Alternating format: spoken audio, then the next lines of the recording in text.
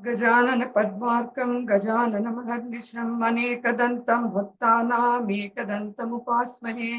सरस्वती नमस्तुभ्यं वरदे कामरूपिणी विद्यारम्भं करिष्यामि सिद्धिर्भवतु मे सदा। या देवी स्तूयते नित्यं विबुधैर्वेदपारगैः सा मे वसतु जिह्वाग्रे। ब्रह्मरूपा सरस्वती सदाशिवसमारम्भां शङ्कराचार्यमध्यमाम् अस्मदाचार्यपर्यन्तां वन्दे गुरुपरम्परां। श्रुतिस्मृतिपुराणानाम् आलयं करुणालयं नमामि भगवत्पादं शङ्करं लोकशङ्करम्। गुरुर्ब्रह्मा गुरुर्विष्णु गुरुर्देवो महेश्वरः गुरुः साक्षात् परब्रह्म तस्मै श्रीगुरवे नमः। Ashita, you can take Thank over. you, Vijayaka. Namaskara, everyone. Welcome to our second session. We're very happy to have with us again Dr. Guha Vishwanath.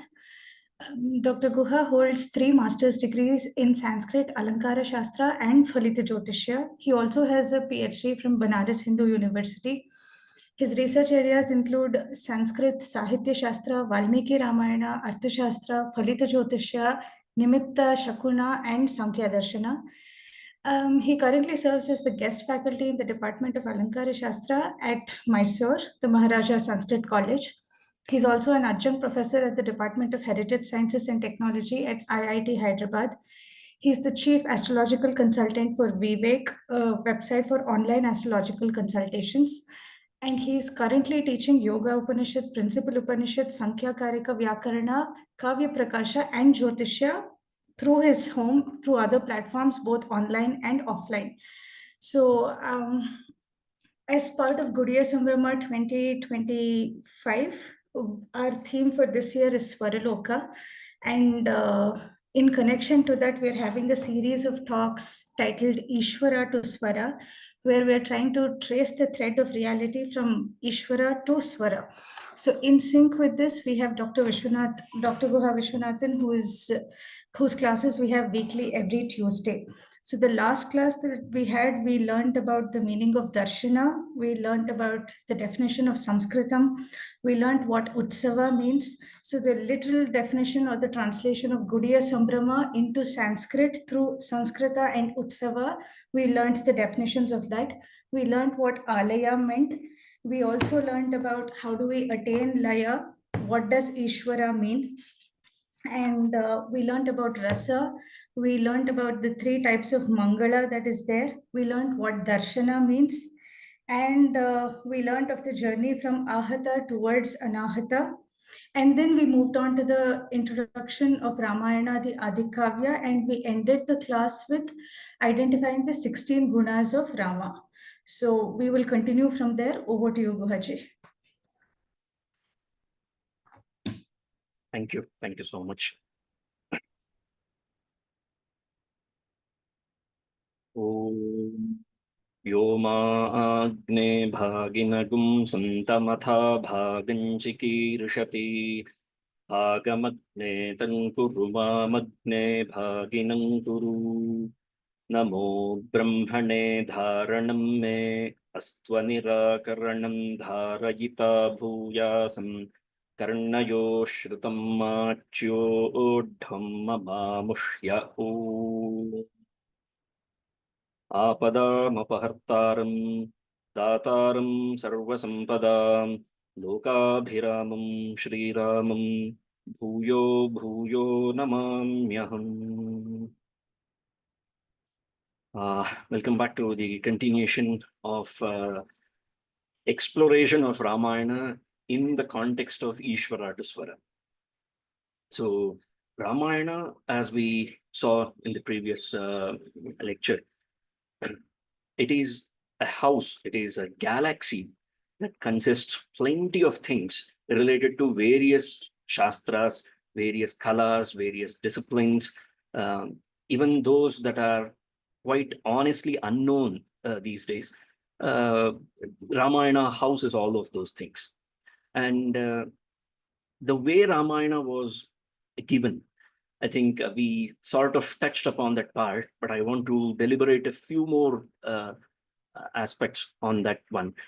How Ramayana came into the current existence. the form of Ramayana, the edition of Ramayana that we have.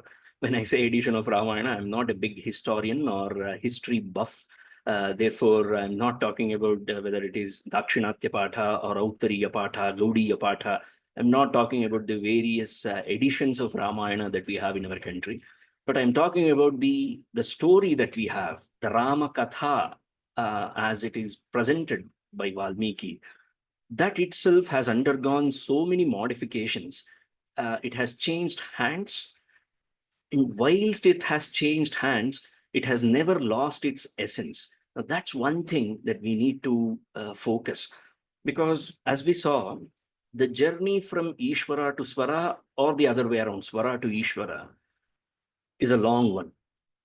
It's a long journey, and at the same time, it will have its own challenges. It will have its own pitfalls at times. So our idea is, with the help of Ramayana, how can we identify these pitfalls and how better we can avoid them in our pursuit of Ishvara to Swara. And in that regard, the way Ramayana has been evolved and the evolution of Ramakatha is presented in the Ramayana itself. In the couple of chapters, in the first few chapters of Balakanda, we get to know how exactly Ramayana evolved. First and foremost, it started with a simple question. There was a research question, basically. The research question was that Kon vasmin sampratam loke gunavan kascha viryavan. That's how it begins. Before that, the conversation was between Valmiki and Narada. That is how Ramayana began. It began with the conversation between Valmiki and Narada. Now, who initiated this conversation and who responded? It was Valmiki who initiated. Basically, Valmiki was the research scholar, and Narada was the visiting faculty, if I can say so. He never has got any permanent faculty position anywhere, because he's always Triloka Sanchari, so he enjoys being always on the move. So when Valmiki found Narada at his place, he offered him the regular Atithyam, Atithya Satkara, and all these things were offered to him. And at the end of it, he wanted to ask something. So that's what the first shloka of Ramayana says. Tapasvadhyaya niratam, tapasvi vadvidamvaram naradam paripapracha Valmikir Munipungavam. If we observe how humble Valmiki was, he has called himself, he has given only one adjective for himself, whereas he has given three adjectives for Narada. If we see the weightage that he has put on Narada, the emphasis that has been put on Narada is more than about himself. He called himself as Tapasvi Valmiki. That was his identification. How did Valmiki identify himself in front of Narada? Now, there is a huge lesson, there is a great lesson to be learned here.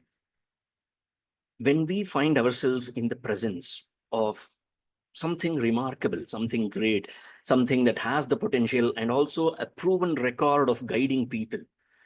So we see throughout the history, when I say history, you take up any era, whether it is Krita Yuga, Treta, Dwapara, Kali, whichever yuga it is, the role of Narada in making Bhagavatas has been phenomenal. If it was not for Narada's intervention, we would not have had Om Namo Bhagavate Vasudevaya from Dhruva. If it was not for Narada's Upadesha when Prahlada was still a baby in his mother's womb, we wouldn't have had Prahlada's, that conviction Prahlada possessed about Mahavishnu, the kind of conviction he had about Bhagavat Tattva. Like, he believed 100%. And he became the Agraganya. Prahlada became an Agresara amongst all the Bhagavatas. We hear that famous shloka, Prahlada Narada Parashara Pundarika. So Prahlada occupies this top position, all thanks to Narada's Upadesha. And Narada's Upadesha had such a deep impact on Prahlada. This is just two examples. And one more final example that I want to give here is Vyasa. This comes in the Bhagavata Purana. Vyasa, as we all know, was the one who bifurcated, classified the Vedas. Vedas was a Rashi. Knowledge was a Rashi. Atmajnana was like a heap. And then he had the ability not just to go through that, not just to understand that, but he also had that vivichya jnanam. He was not only a jnani, but he was a vijnani as well.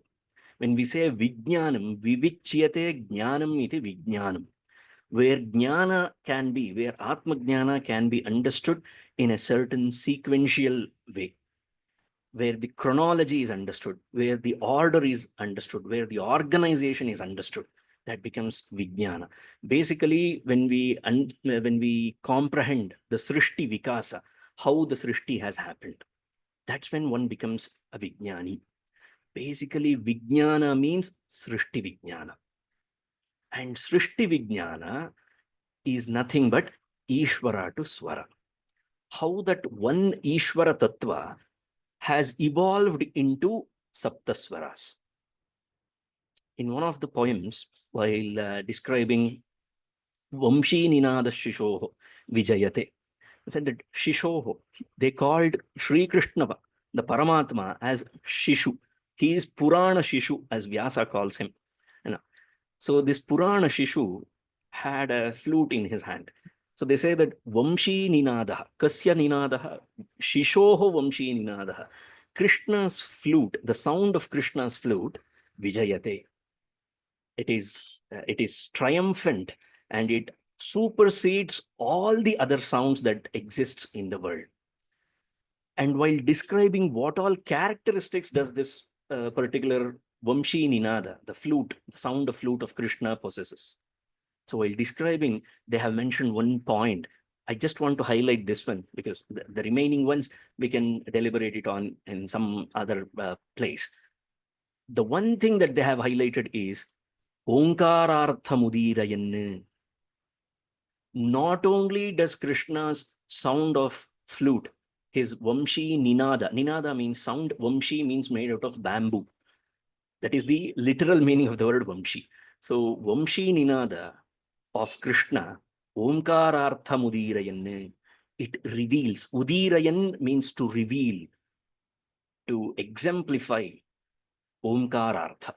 The meaning, the hidden meaning of Omkara is expressed by Vamshi Ninada. This is point number one. But can you give us some idea of what Omkarartha is? How exactly Omkarartha has been revealed in the form of or through the sound of Krishna's flute? So they said, Saptaswaran Jrimbhayan. They said, it's almost as if, Jrimbhayan means to yawn. Okay. So when we usually yawn, it kind of opens up plenty of things, isn't it? It is a prapancha in itself. Not to forget the particular incident that is associated with Krishna and Yashoda. And when he opened his mouth and showed the entire creation, the whole of creation was witnessed by Yashoda in Krishna's open mouth. So when we say that Saptaswaran Jrimbhayan, means that the swaras that we have, sa, ri, ga, ma, pa, dha, ni, okay, these Saptaswaras are nothing but the extension of Omkara. So swaras are not different from Omkarartha, or in other words, swaras are Omkarartha. And that Omkarartha and swaras have a direct connection with Ishvara. Here, Ishvara is Sri Krishna. He is the Parameshvara here. And Sri Krishna's flute, the sound of his flute, gave us not only Omkarartha, but also the Omkarartha was understood by rishis in the form of Saptaswaras. Okay. Now, the same thing is supposed to be understood by us in Ramayana as well. That is the beauty of the epics of this country. Here, they don't talk about Saptaswaras directly. They don't say so vividly, they are not going to say that Omkarartha is being expressed here. But we should not forget, what is the extension of Omkara? What happened later on? How did Omkara evolve? So Omkara evolved into Gayatri. Chaturvigumshatyakshara Tripada Gayatri. So this Gayatri, as the Upanishads have famously presented, it is Tripada. It has got 3 padas, 3 steps, 3 charanas. Okay. And how many aksharas are there? So there are 24 aksharas. Chaturvigumshatyakshara. Chaturvimshati means 24. So 24 aksharas is the enhanced version of Omkara, because it is Pranava that actually evolved into Gayatri. Therefore, there is no difference between Omkara Anusandhana or Pranava Anusandhana and Gayatri Anusandhana. Now, this is something that you are saying all by yourself. No, I'm not making it up by myself. See, when they say that there is an Upanayanam happening, so what other words are we familiar for that thread ceremony? Let us start from the periphery. Okay, today the word that the world is aware of for Upanayana Samskara is thread ceremony. Okay, we'll start from thread ceremony. What other words have we heard for thread ceremony? Upanayana is one, because I have already said that. Then Savitri Upadesha is another word that is usually said. Gayatri Upadesha is another word. Brahmopadesha is another word. Now, what exact Upadesha is given? You tell us. Now, you are confusing us. Is it Gayatri Upadesha or Savitri Upadesha or Brahmopadesha? Which mantra's Upadesha is given? So ideally, when we observe the entire incident or entire event, if we closely observe, if we closely pay attention, more than Omkara, what mantras Upadesha is given to a Vatu? The initiation happens with the Gayatri mantra. Okay. And how many aksharas does this Gayatri mantra possess? It possesses 24 aksharas. But you said that it is Brahmopadesha.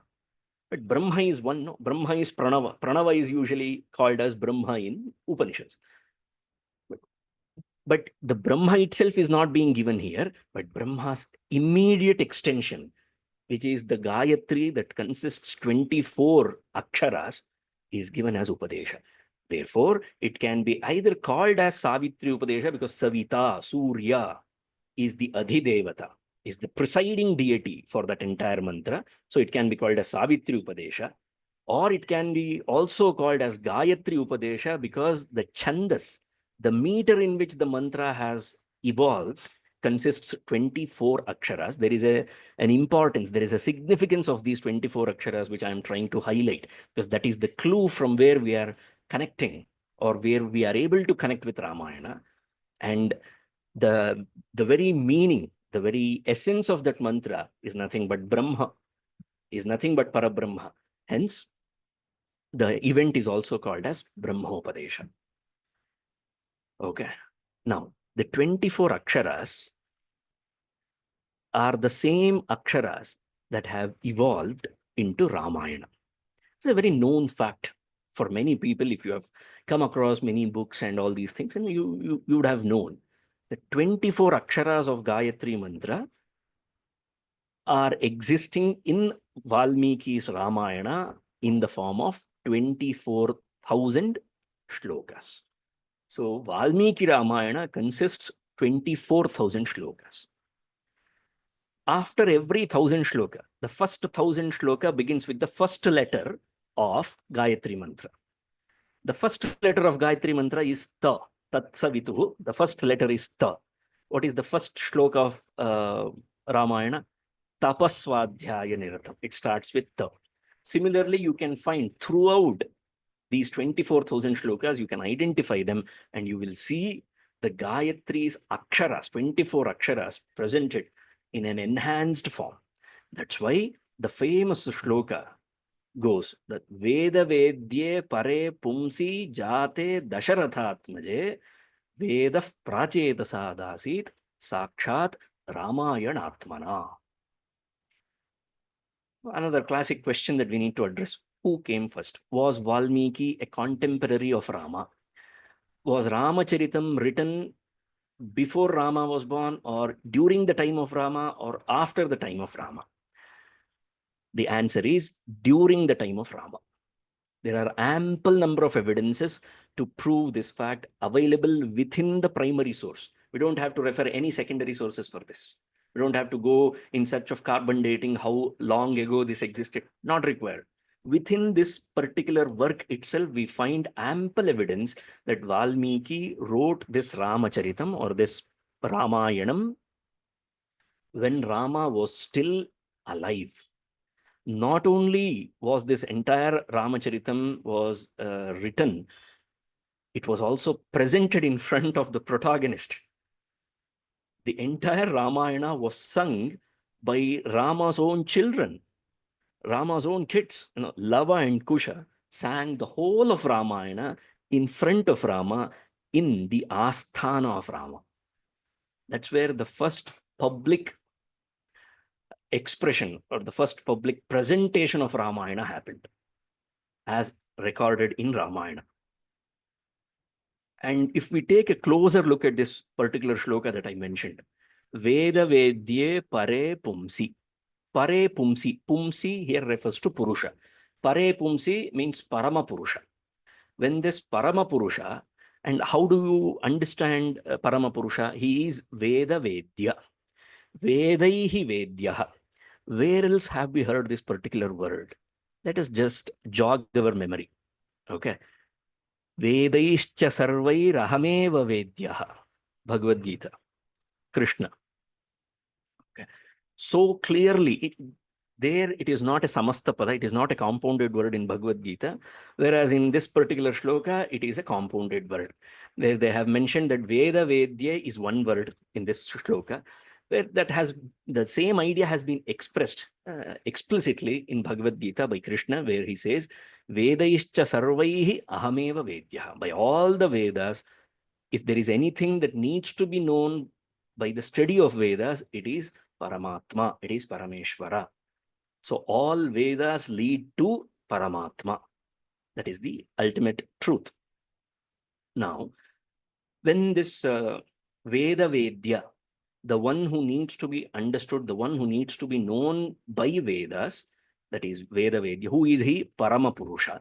Veda Vedye Pare Pumsi Jate.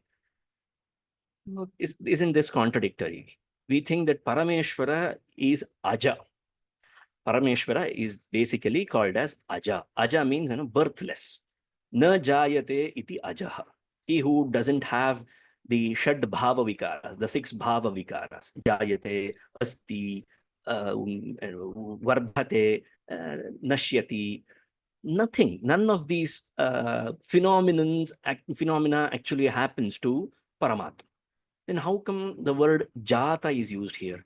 Jata means after he was born. Now, the word Jata here has to be understood as emergence.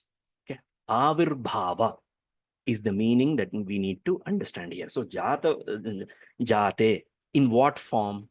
It can attain any form, but it attained the form of Dasharathatmaje. So when Veda Vedya Paramatma Paramapurusha appeared in the form of Dasharatha's son, that is when Rama, when Paramatma appeared in the form of Rama, what happened? Something miraculous happened at that time. What is it? In the second line, they actually cover this miraculous part. I say it miraculous because that was the first evidence that we have for poetry. Poetry is the root for all other arts. All arts emerge from poetry. Poetry is like the first emergence of that Paramatma Tattva. So what happened there? Vedaha prachetasad asit. Prachetasa refers to Valmiki. Valmiki was called as Prachetas. Prachetasa. Pracheta Varunaf Pashi. Yadasam Patirapatihi. Pracheta, the word Pracheta refers to Varuna. And because he belongs to that lineage of Varuna, he is called as Prachetasa. Okay. Prachetasat, from Valmiki. Valmiki became the medium. Valmiki became the Vaya for what? Vedaha asit. Veda prachetasad asit. Veda itself expressed. So that's why the word Veda has been told in Prathama Vibhakti in this shloka. It's not that we should not address Vyakarana here. If we are going to talk about Swara and its connection to Ishvara, Vyakarana also plays an important role, because the determination of Swara in the Vedas is actually discussed, is actually foretold, or the rules and regulations for Swaras is told in Vyakarana. Why one should read Vyakarana? So that they can understand why exactly this particular Swara exists in this mantra. Why should we chant this mantra as Agnimi, Ile, Purohitam? Why not chant this in any other way? Innovation. Because there is no room for innovation in the Vedas. It is set in stone. If it is set in stone, at least I should understand the logic behind it. So is there a way to understand the logic behind the existing Swaras of the Veda? Yes, there is. How do we understand that? Through the Vyakarana. And according to Vyakarana, Veda prachetasad asit. We will see more on Vyakarana in the later halves. But as of now, in this particular line, Veda prachetasad asit, the word Veda is in Prathama Vibhakti. It is the Kartru Padam. So it is not like Valmiki condensed Veda, or Valmiki gave the essence of Veda. Nobody can do that. No one can do that. Veda itself has to express. So that's why they said Vedaha prachetasad asit. Prachetasa, Valmiki became a cause. Now it was like nimitta matram bhava savyasachin. Like Mayaivete nihataf purvameva, as Krishna puts it to Arjuna. All these people whom you are calling as your kith and kin, all of them have been killed by me before. So all you need to do is nimitta matram bhava. You just need to be one of the trigger points. So similarly, Valmiki became the via media. That's all. So through Valmiki, Veda itself asit. Veda prachetasad asit sakshat. In its truest form, in its complete form, in its original form, Vedaha asit, sakshat asit. How? Ramayana. It came forth into this world in the form of Ramayana. So that gives us the idea of what Ramayana is.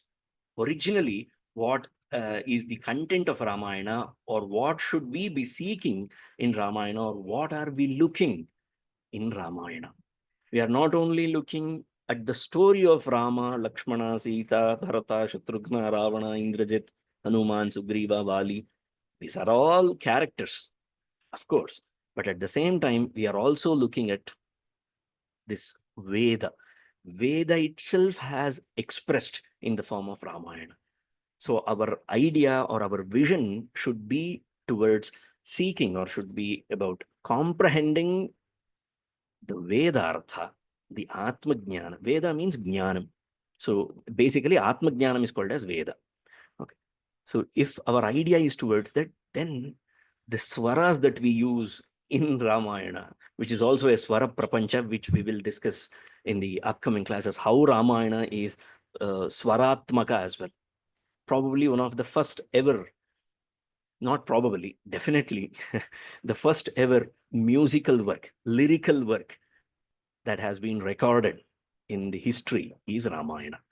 It is a lyrical epic, not just a bunch of words, not just any epic, but it is an epic that can be put into music. Tantri Laya Samanvita, which we will discuss later on. Now, why so much of emphasis was put on Veda Prachetasad Asit Sakshat Ramayanatmana? Because we see that the word Veda here refers to Jnanam as a whole. Veda as a whole is referred here. And Veda Vedya is that Paramatma or Paramapurusha. There is a connection between Veda Vedya and Veda, isn't it? So if Veda is the Shabdatmaka Tanu, Nadatmaka Tanu of Paramapurusha.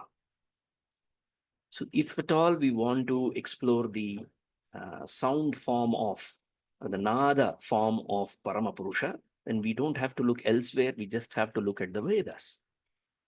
The Veda actually appeared in the form of Ramayana.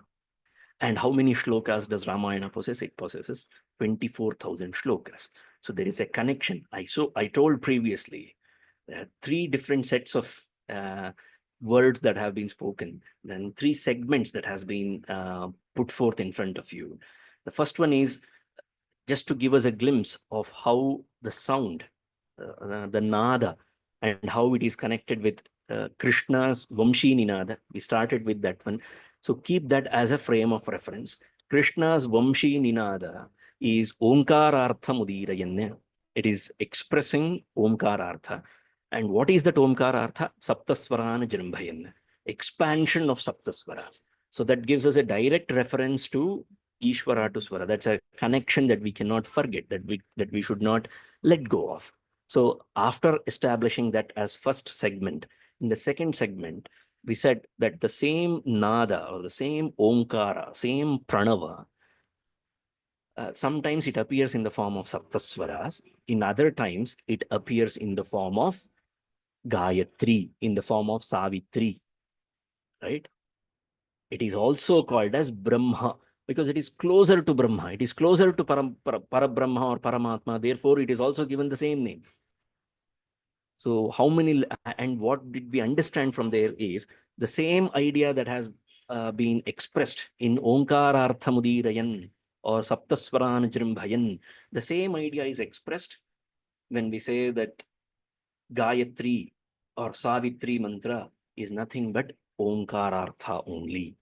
So in both these segments, this is segment number 2. In this second section, we have understood so far that Omkara itself, that Parabrahma itself appeared in the form of Gayatri mantra, which has 24 syllables.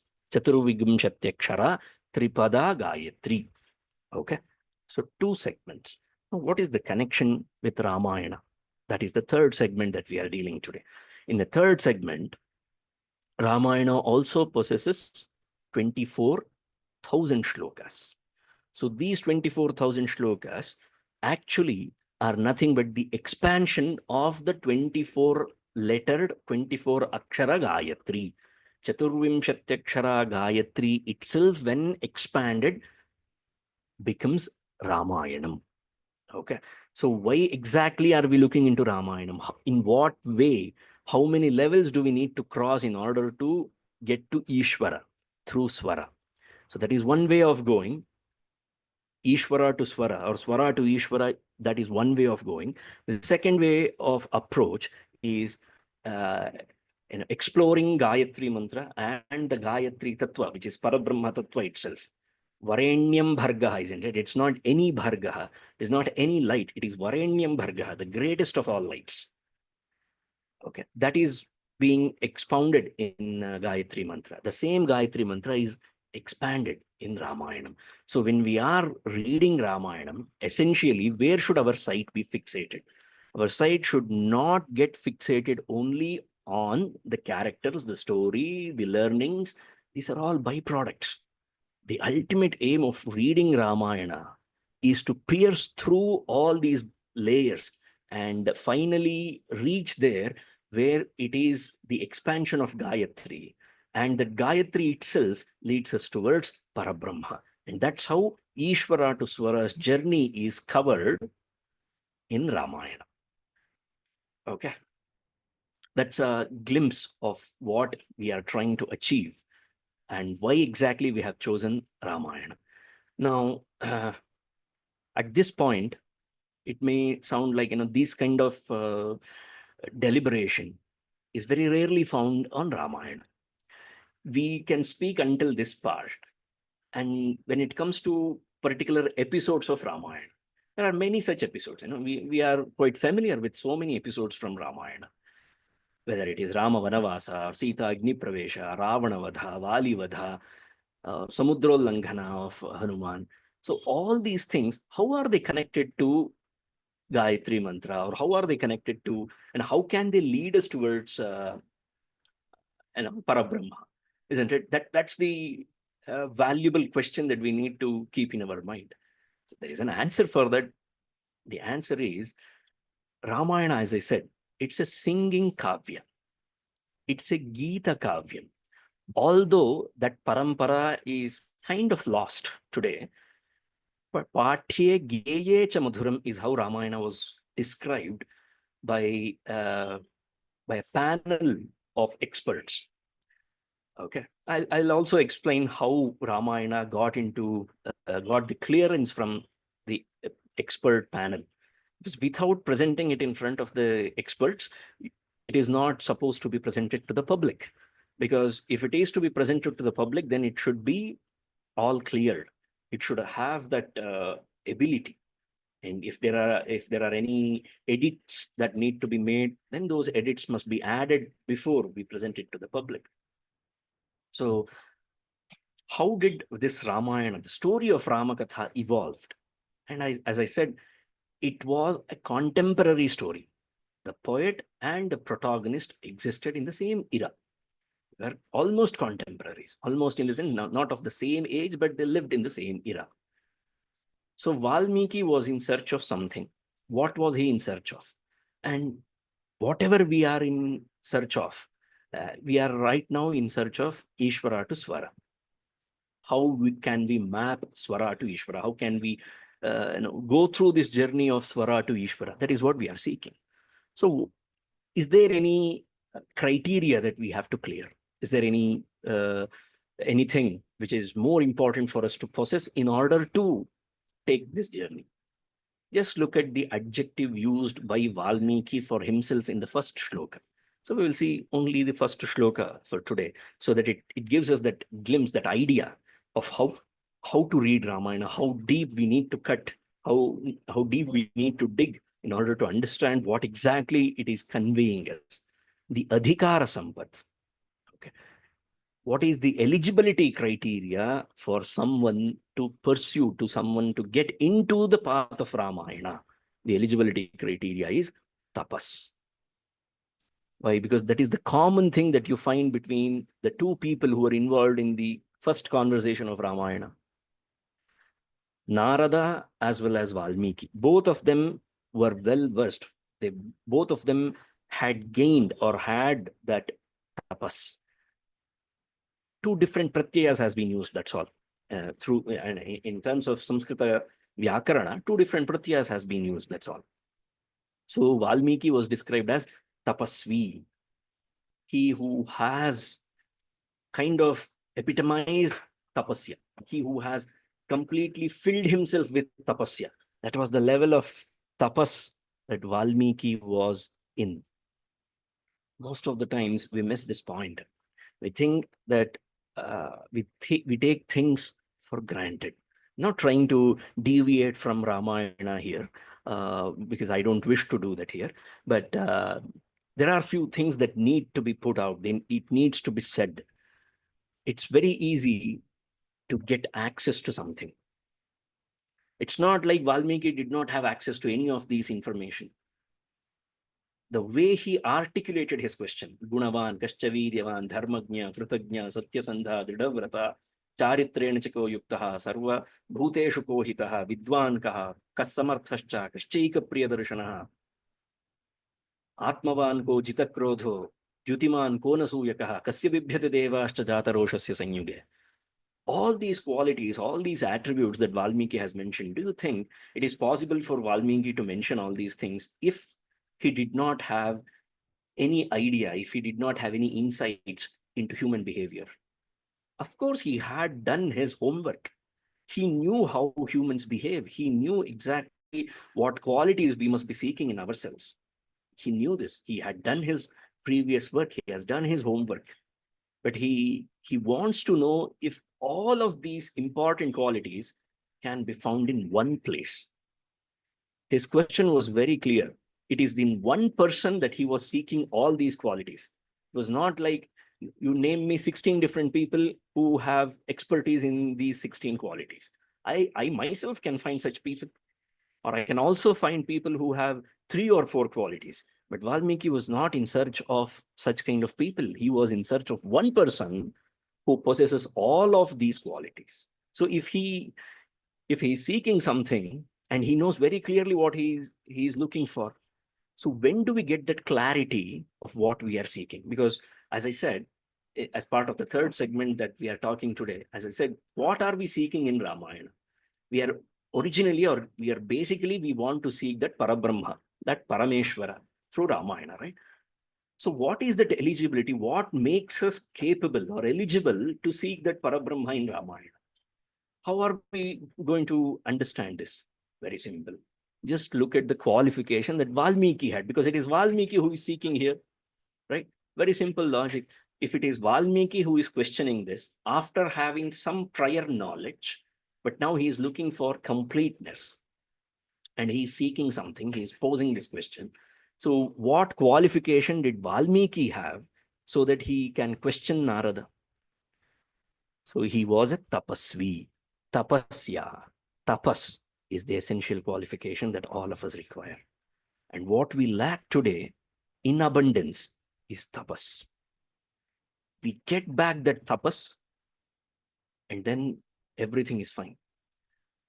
One of the poets, he called our rishis, he described our rishis as tapodhanaha. The rishis were essentially tapodhanaha.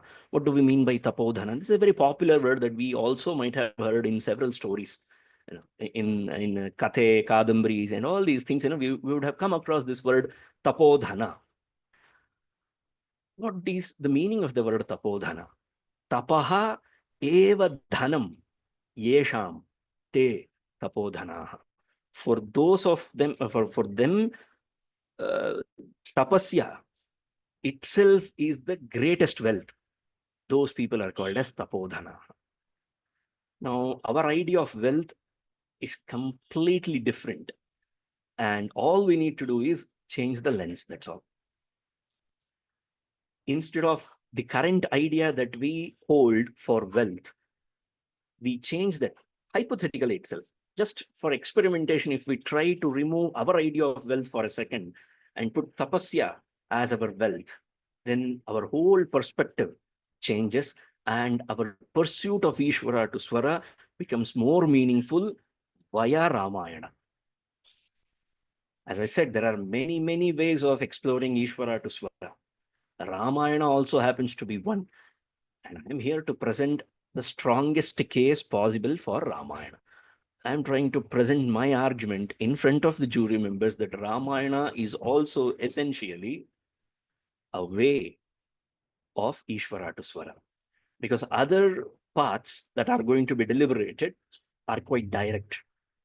It's like, we're taking a direct flight to some destination, or you can take 2 or 3 flights. So taking 2 or 3 flights is Ramayana. And if you have time and you can afford time, you can definitely enjoy various destinations, isn't it? When you are planning your travel and you want to travel farther, and there is a direct flight available as well, but wise people usually choose hopping flights. Why? Because it gives them that opportunity, that window to explore even more details. So that's what Ramayana gives us. It gives us that comfort. Not only does it allow us to explore the ultimate purpose that we are all seeking, that is Parabrahma, through Ramayana, but it also allows us to understand the nuances of human behavior. How well can we construct ourselves? How well can we conduct ourselves in the world is also given and at double benefits, isn't it? Who would not appreciate an extra benefit if we are taking this flight? Okay, so welcome aboard. Boarding is now completed. Now I want you to fasten your seatbelts so that we can take this flight of Ramayana. The qualification that is required for the pursuit of Ramayana, whether we are looking only at the story or if we are serious seekers of Ramayana, if we are looking at Veda itself, we are looking at Brahma itself, what is that qualification criteria that is required? Tapas. We need to have that tapas. We need to bring back that tapas. How do we bring back that tapas? A few words on tapas, because I cannot simply ignore that part and move on. So tapasya is something that helps us to reduce all the baggage of karma that we are carrying, and further allows us to elevate to a greater height. It's not like, imagine like a rocket. When the rocket has to take off, it needs to have that fire, isn't it? Only that fire enables, or that fire pushes it upwards. So similarly, that tapa should be there. More amount of tapasya we have, then it will elevate us to a greater height. And that comes with consistency. And as long as we are consistently, constantly involved in a disciplined manner of life, then there is tapasya. And we get to experience that in Valmiki's Ramayana itself. Immediately after after the conversation that he had with Narada, and he bid goodbye to Narada. And what did Valmiki do immediately after that? In the second chapter, you can see Naradasya tu tadvakyam shrutva vakya visharadaha pujayamasa dharmatma sahashishyo mahamunim, and all those things. After that, Satuti, samahurtam gate asmin. After a while, Narada left, because you remember at home, they always say that if you want to take a shower, okay, if you want to take bath, and if someone has left from home, they say that immediately you should not take bath after someone leaves. Isn't it? That's a popular thing that all of us have heard. Why? Where do we get that reference? Immediately after Narada left, Valmiki did not go to Tamasat Nadi. He waited for a while. Sa muhurtam gate tasmin. One muhurta, roughly around 45 minutes. He waited for 45 minutes. After 45 minutes, Valmiki, along with his Shishya, went to Tamasa Nadi. For what purpose? That is the indication towards tapasya, discipline. He just heard a remarkable story. One of the greatest ever stories that Valmiki has come across in his entire life. He was mesmerized with that story. He couldn't get himself out of that story, but it did not allow him to skip his daily routine. That is tapasya. The discipline that we show towards our art, towards our skill, towards whatever little things that we do in life. Whatever it is that we are doing, swalpamapyasya dharmasya trayate mahato bhayat. The kind of impactful stress that Krishna has given to Swadharma throughout Bhagavad Gita, you don't find that anywhere else being delivered to us in such great impact, isn't it? How clearly Krishna mentions that even if it is only the smallest of small things that you do, but if you do it with great conviction and with immense amounts of discipline, then that itself will protect you from grave dangers. So it's not like we have to start following each and everything at once. It will take a while. It will take some time for us to adapt to such kind of lifestyle. But whatever little is possible for us in our limited period of time, with our more challenges that we face in today's scenario. So the challenges that we face should not become a reason for us to not practice that discipline. That tapasya should not go away from us. Ultimately, that tapasya should be there. When they say tapas chakravarti, while giving the parak for Jagat Gurus, they say that tapas chakravarti. They are the kings of tapasya. In Ramayana itself, Rama shows what is tapasya. Atiyat sagaro velam. He says that the sagara, samudra, the ocean can break its limitations. Ocean is actually known for maintaining its limitations. It never crosses its limit. That is why we call samudra, or we compare samudra to Gambhirya. What is Gambhirya? Gambhirya means when one stays within their limits. They know their limits very well. They know their maryada very well. They never cross that line.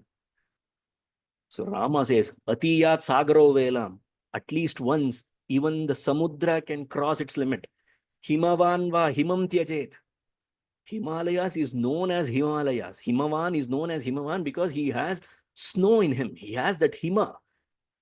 But Himavan va Himanteje, maybe one fine day, Himalaya could be without snow, global warming. It could be because of that. But we should not use this line to say that Rama had predicted global warming so long ago. That is not the kind of intention that we need to draw from here. Atiyat sagro velam, himavan va himantejet. But what will not happen is that if Rama has given his word, he says that will never be broken. So that's why Rama's words carry that is discipline. That comes only when there is tapasya. For us, that tapasya is kind of a dream. It has become a dream for us because we don't practice any small thing like that in a huge manner. So when we practice the smallest of things, smallest of samanya dharma, satya, ahimsa, akrodha, brahmacharya, aparigraha, these are some of the fundamental qualities that are taught to us that we are supposed to possess. And when we start practicing these fundamental things consistently in the long run, what will happen is it brings that tapasya back to us. And that gives us that ability, that gives us that ammunition, that power, that extra gear that we require to look through Ramayana for Parabrahma. If we want to take Ramayana and if you want to reach Iswara through Ramayana, then tapasya is essential. Without tapasya, there is no possibility of finding Iswara. So if you want to find Iswara, the first qualification is tapasya, which has been set as a precedent by Valmiki himself. He is considered as Adi Kavi. And the Adi Kavi himself said that, why am I qualified enough to speak with Narada? You can't get an audition with, you cannot get an audience with Narada that easily. And when you get such an audience with Narada, you have to make the best use of it. And you can only make use of such a wonderful opportunity when you actually have that discipline within you. Otherwise, the greatest ever person, the greatest ever sage might walk right in front of our eyes. We might be in their proximity. We might be living very close to them, but we won't be able to do anything about it. My guru used to give us an example. Who is more closer to Kaveri Ranganatha? Srirangapatana Ranganatha. The Ranganatha who is there on the banks of river Kaveri, who is more closer to him?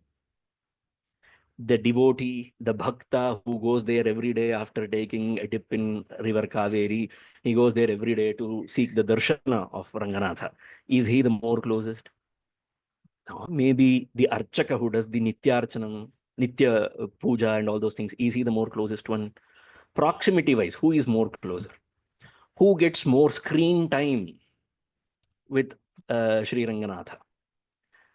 The cockroaches that run around the idol when the doors are closed.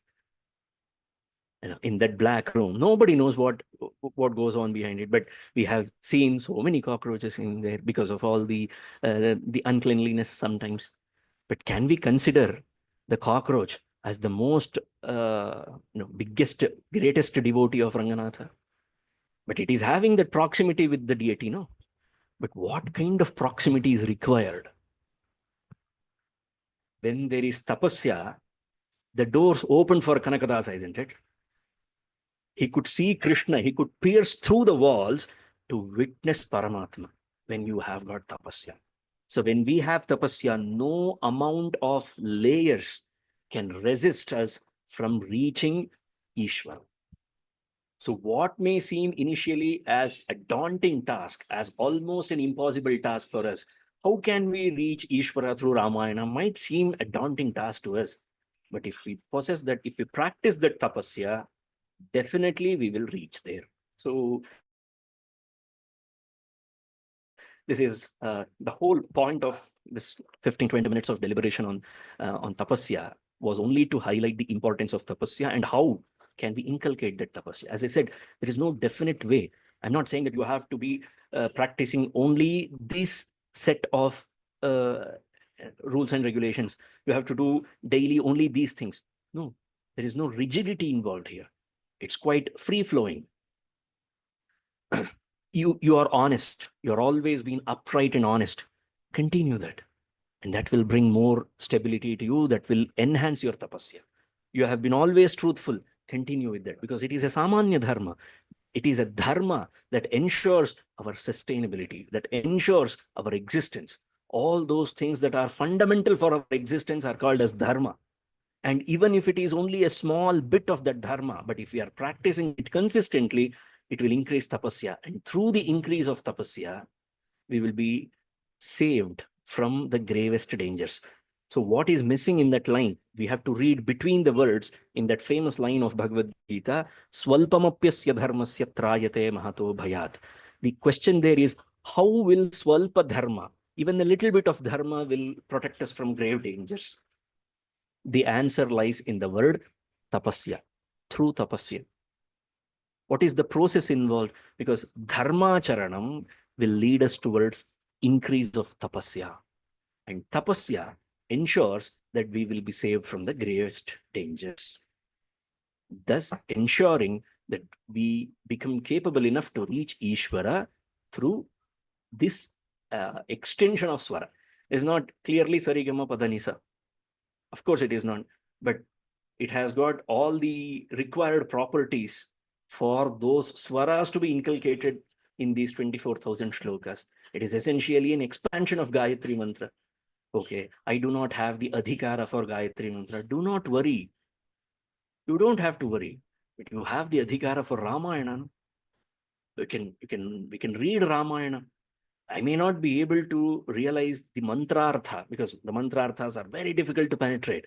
The Veda Vangmaya is so difficult to penetrate that at one go we are not able to comprehend the meaning of the words.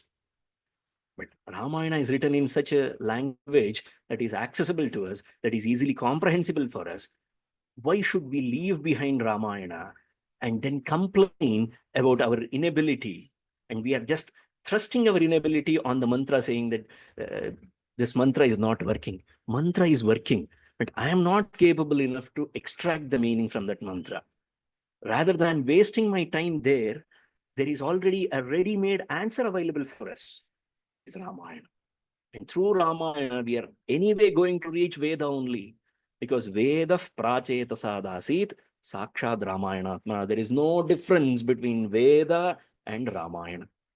It is that conviction that gives us that power. If we become this convinced about Ramayana, that there is no difference between Ramayana and Veda, it will empower us. We have heard that famous shloka, this is how bhaktas, bhagavatas have always succeeded. Tvameva matacha, pita tvameva, tvameva bandhuscha, sakha tvameva, tvameva vidya, dravinam tvameva, tvameva sarvam mama deva deva. But can we have this kind of conviction? Is the challenge that we need to take up. And once we reach this sort of conviction that Bhagavatas have, the Bhaktas have presented to us, who have lived a life of such magnitude, isn't it? One fine example we need is Prahlada. No other person probably can go through that kind of hardships in their life as Prahlada did. His own father wanted to kill him. And we think that bhakti is easy. Nothing comes easy in life. Bhakti is also not easy. But what makes bhakta so great is that the amount of conviction they have, the confidence they have, the belief they have, tapasya. That one convincing thing that Prahlada had was Vishnu is everywhere, isn't it? That's all the thought that he had in his mind. That's what Bhagavata says, Bhagavata Purana says. What was the purpose of Nrsimha Avatara? Two important purposes of Nrsimha Avatara, Bhagavata says. What is the first important purpose? Priority. Look at the priority. Bhagavata Purana says, Satyam vidhatum nijabhritya bhashitam. Bhagavan Narasimha appeared in that stambha not to kill Hiranyakashipu. Hiranyakashipu was a mosquito. He could have killed him in any manner possible. But then why take Narasimha Avatara? It was not like killing Hiranyakashipu was a daunting task for Paramatma, for Bhagavan. No, it was not. But what was more important for Bhagavan is that Nijabhritya Bhashitam. This kid who at such a young age has showed to the world the power of believing in Paramatma, believing in Bhagavan. He has shown. And if Paramatma did not appear, when Prahlada was questioned by Hiranyakashipu, where is your Vishnu? And he said, in this stambha, in this pillar, Mahavishnu is there. And Bhagavan has to show himself there, isn't it? And he showed himself. So that is the power that bhaktas carry, the Bhagavatas carry. That is the power of tapasya. When tapasvis, when the people blessed with tapasya, when they actually say anything, it turns out to be true, isn't it? So Valmiki, having already possessed this tapasya, it's like, I'll put it in the modern day perspective. You know? What is more important for research? If I ask this question, what is the first thing that comes to your mind? You need to have the concept ready in your mind, right? You need to have everything ready in your mind. You need to have the topic ready. You need to have a framework, a blueprint of how you are going to conduct this research. The entire hypothesis should be ready before you can apply for funding. Narada was the funding agency, and when funding agency appears in front of you, or when you appear in front of the funding agency, you should not be caught. You should possess that quality, and Valmiki did possess that tapasya. That's why he was able to raise this question. He was able to articulate this question. And in response, he got the greatest ever story told, Ramayana. Why did Valmiki deserve to listen to Ramayana and not anybody else? Because Valmiki had the quality. He had qualified. He possessed that tapasya. That's why tapasvi Valmiki, tapaswadhyaya nitam. It's not like each and every shloka of Ramayana I will go on and explain like this, but just to give a glimpse of what amount of depth each and every shloka of Ramayana holds. Just giving a presentation of one shloka. Just one shloka is sufficient to, it's like, sthali pulaka nyaya, as they call it in Sanskrit. Anna bendidiya ilva anta check ಮಾಡಬೇಕು ಅಂದ್ರೆ, when we have to see whether the rice is well cooked or not, we don't check each and every single one, isn't it? We check a couple of them and we said, yes, the whole thing is cooked well. So a couple of shlokas is sufficient to know the depth that each and every shloka of Ramayana possesses. So what was Narada, the funding agency? He actually funded him, not the wealth that we consider. What Valmiki considered as wealth was actually granted by Narada himself, isn't it? So he was tapaha swadhyaya niratam, not only in tapasya, but also in swadhyaya. Tapasya, as we all know, the discipline that it takes to remain in the pursuit of Atmajnanam. To put it in very simpler terms, the disciplined life or the disciplined lifestyle required to be in constant pursuit of Atmajnanam is called as tapasya. That's all. And when we have this tapasya, it is not sufficient. Only tapasya is not sufficient. If we have gained that Atmajnanam, then we should also be contemplating on it at all times. That's why swadhyaya niratam. Not only tapo niratam, he was not only involved in that disciplined lifestyle, but he was also, Narada was also involved in swadhyaya. What is swadhyaya? I'm not going to take much time for each and every word. Of course, it has got that potential, but I'm going to keep it simple. Swadhyaya here consists of two words. Is what popularly we believe. Swa adhyaya, right?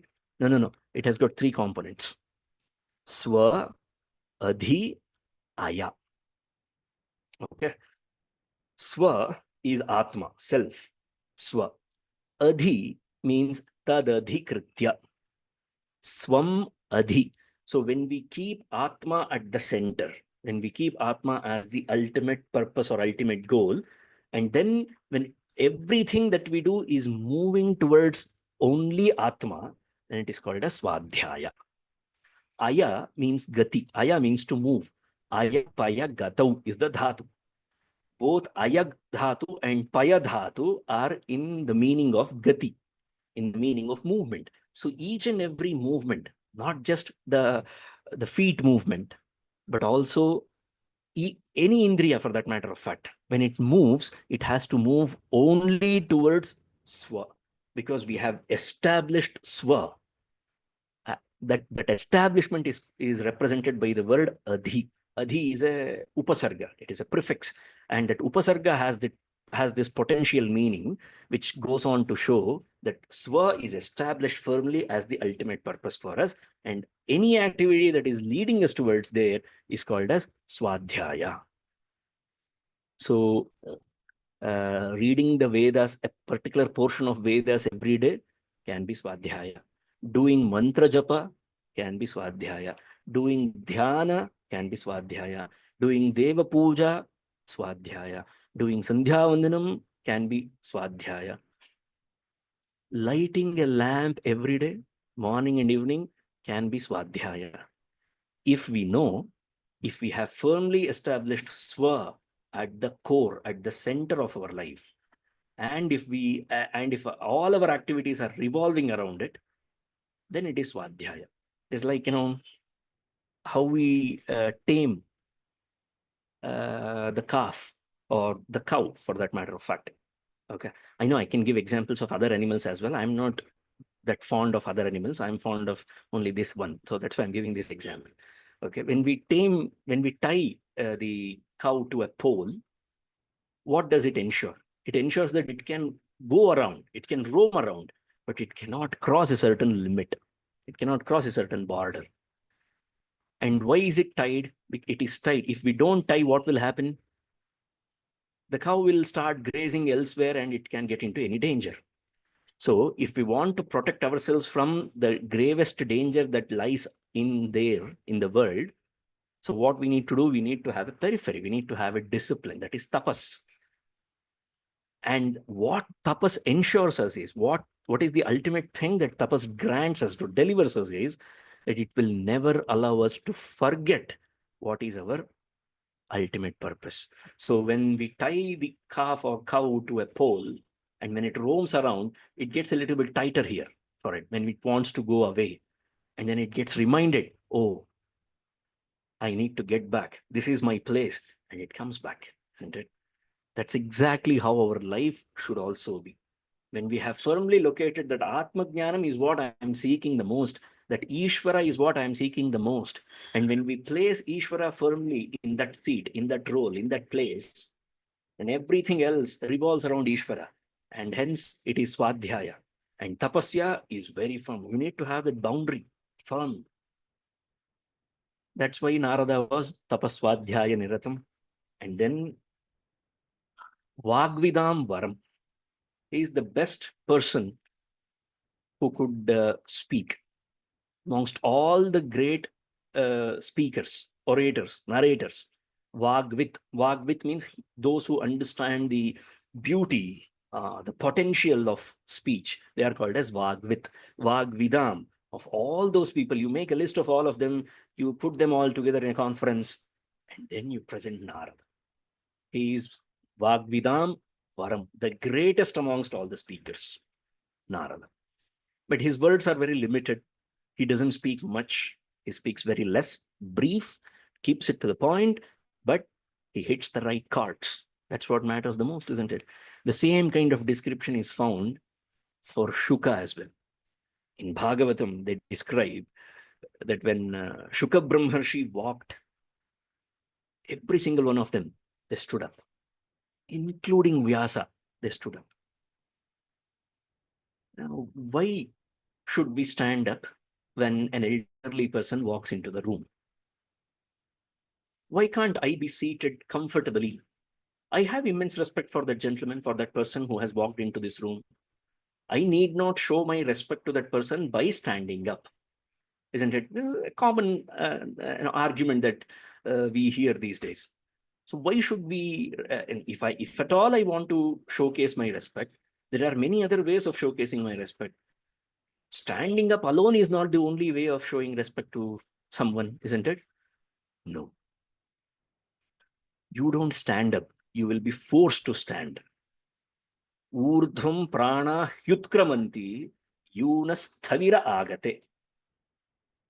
This is the line in Ramayana's commentary. They have written this. Yunaha, for a young person, sthavire agate. Sthavira means a vriddha, not just a vayo vriddha, but also a jnana vriddha. He who is old not only by age, but also by knowledge. It doesn't matter. When a person is old by knowledge, their age doesn't matter. For example, Shuka. Shuka was a young fellow. He was a young boy, roughly into his adolescence or youth. He was not that old. But when he walked, even the great ones, even the oldest ones, they all stood up. Why? Because they did not, it's not like they forced themselves to stand up. They couldn't sit down comfortably. What happens there is pranaha, not just one, 10 of them. Prana, Pana, Vyana, Udana, Samana, Naga, Kurma, Krikara, Devadatta, Dhananjaya, all 10 pranas. Every single one of them will make you stand up. Urdhvam utkramanti. They all start flying high.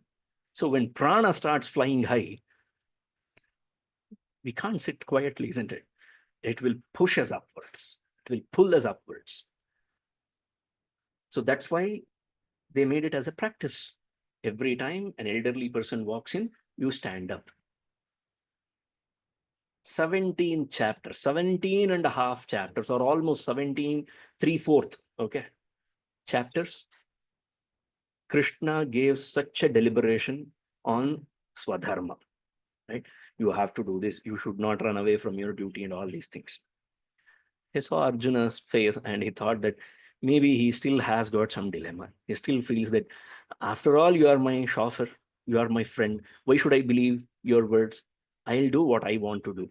So Krishna himself said that even after listening to all these things, if you still feel not so convinced and if you still want to quit this war, let me tell you one thing, Arjuna, Prakritis tvam niyokshyati. Whether you want it or not, Prakriti will make you get into it. It's better if we understand what this Prakriti needs and we follow that and we act accordingly. So Urdhvam prana hyutkramanti, because rather than giving ourselves so much of time to realize that when an elderly person, when a jnana vriddha walks in, my prana is going upwards, rather than realizing that and standing up. If I can make that as a habit from childhood, then it comes naturally to me. So similarly, he was Vagvidam Varam, the greatest of all speakers, Narada. And lastly, what else was he? Munipungavam. Not only was he a great speaker, because sometimes, speech doesn't guarantee experience. Yeah. And it's kind of a contradictory thing. A person can be a great orator. That doesn't mean that they have the same experience. A person can quote profusely from various Upanishads. Any Upanishad you quote, they have huge verses to quote from each Upanishad. But what matters, not only this quotation fest, quoting fest, that's not the only thing that matters. What also matters is whether they themselves have that experience or not, whether they themselves have attained that Atmajnanam or not. Similarly, but just by saying Vagvidam Varam, one should not get a wrong idea about Narada.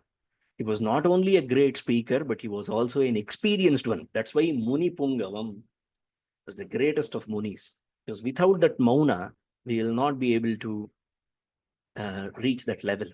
We will not be able to accomplish that Swadhyaya. So our Swadhyaya gets accomplished only when we have experienced it. Experience is to become that. So he is that Brahma. He was in that state at all times. That's why Valmiki sought few things from him. What did Valmiki seek from him? And what is the connection between these 16 things that we are going to discuss in the upcoming week? The 16 qualities. Why exactly these 16 qualities? What is the connection? Is there any hierarchy? Is there any sequence in these 16 qualities?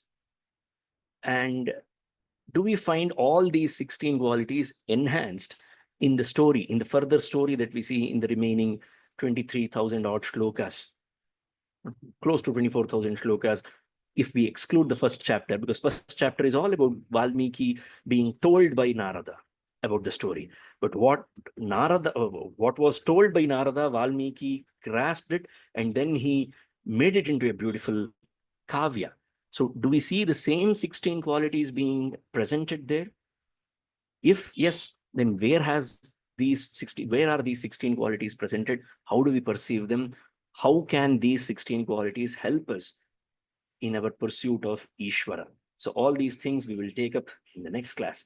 So very quickly, just to conclude what we have discussed so far in today's discussion, is first and foremost the three segments that we discussed. Okay.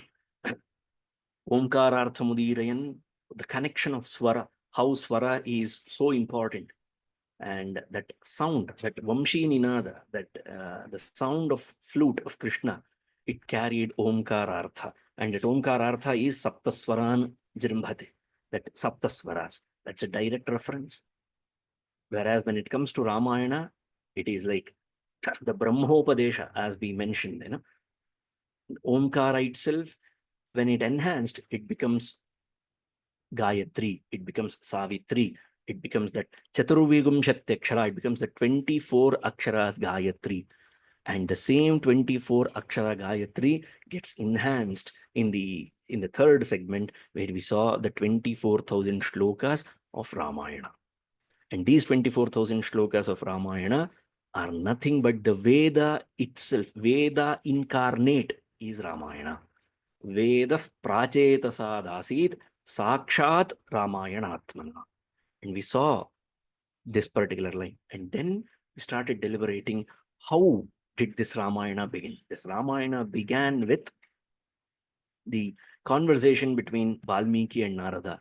What quality did Valmiki possess in order to question Narada?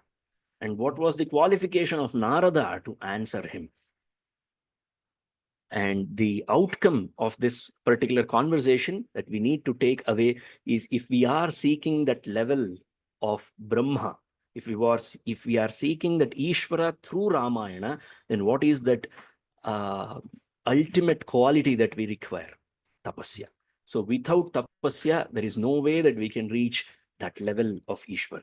So with this much, I'll conclude it here today, and I have 11 minutes, I guess, on the clock for some question answers. Sir, from next week, can you just start with the Dhyana Sloka of Ramayana so we all learn it? Yeah. This particular, because I wanted to give the meaning first so that they get more involved and invested in it. So let that be the invocatory. Yeah, definitely. Yeah. And then I have one request to all the attendees.